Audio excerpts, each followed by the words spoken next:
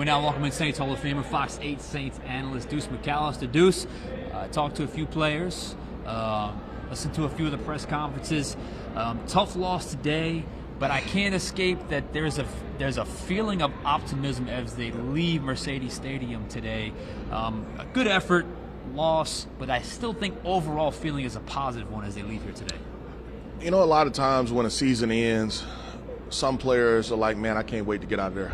Or talking to some agents and guys are like, they're going to have to overpay for me to go to this place. I don't know if that's the case here. I think that there's a good culture that they have been building or they have built. And you may get some guys that maybe we're surprised by to say, nah, I want to be a part of it. How can we make this work? You know, when it comes down to a money situation, or can I have an opportunity to compete for a roster spot? And so I think this team is in a good place from where kind of they were to where they are. And I think a lot of that credit has to go to the staff of what they've been able to do and some of the players that they have in. Now, like you said, by no means is it a finished product. No. But I do think that you have a good base. And look, part of me wanted them to win because it was Atlanta, but a heavy part of me wanted them to lose because you're thinking long term of what it sets up for you not only in the short term as far as the coming months, but you know, as the season unfolds for you as well, and how that has a chance to progress for you. And so I saw them go out and compete.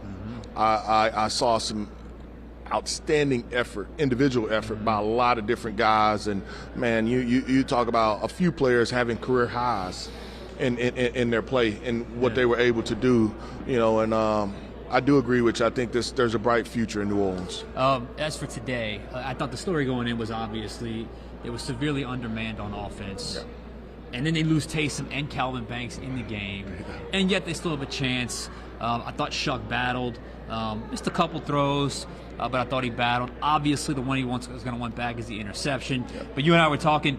I don't know if that corner, that slot defender kind of felt that play coming or something, because I know they ran that play a lot, but it caught him at the right time, and they were able to win the game because of it. Yeah, D. Alford just fell off. He fell off the inside slot, and he jumped the second slot. I mean, Kevin Austin had at least probably, 6-7 catches off the same play, and so they just probably went back to it too many times, and they were just sitting on the sticks. It was a third down play. They needed to get the yardage, and they were just sitting on the sticks, and so it's unfortunate. But I agree with you. They probably just were undermanned, and, you know, you got a lot out of the guys that were out there, and then losing Banks, losing Taysom. You know, you were probably at a stage where this team plays the best when they go tempo. They couldn't play tempo. Right. You know, you could play tempo, but I'm only going to call, you know, one or two different plays, and so it just puts you at a disadvantage. But, you know, the thing about it is you love the way they competed.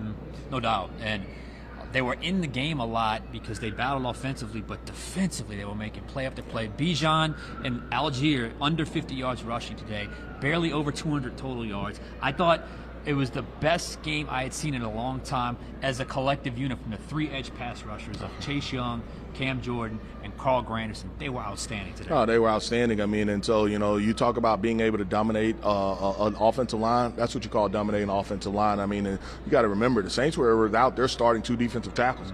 You know, Brian Brzee and Shepard, they weren't available. Yeah. And so for those guys to come in and play the way that they played, each one of them having a sack, and you know, when you look at it, multiple sacks, when you count the half sacks, the interception by Granderson, you know, anytime that they wanted to run a screen, they were all over it. So, you know, those edge guys played really, really well. And, you know, so the defense took the challenge. You know, everybody talked about how well Bijan had played on Monday night and what he was going to do. You know, Saints said, nah, not tonight. not tonight. No doubt.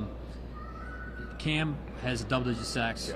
Yeah. Chase, double-digit sacks. Yeah. Granderson had 10 tackles, 3 tackles for loss, a sack and a half, and an interception. Yeah. I mean, it might have been the best game he's ever played. Big picture, though, as you get into the offseason, you know you have some things to be very optimistic about. There's also going to be reality for a lot of players that won't be back next year.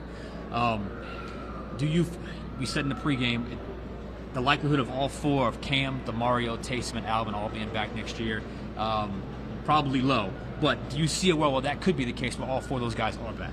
There's always a way. You can always make it happen, but at the same time, you have to be real and set some expectations of I have to protect myself. Just because am I going to get 17 games from those guys? Are they going to be available?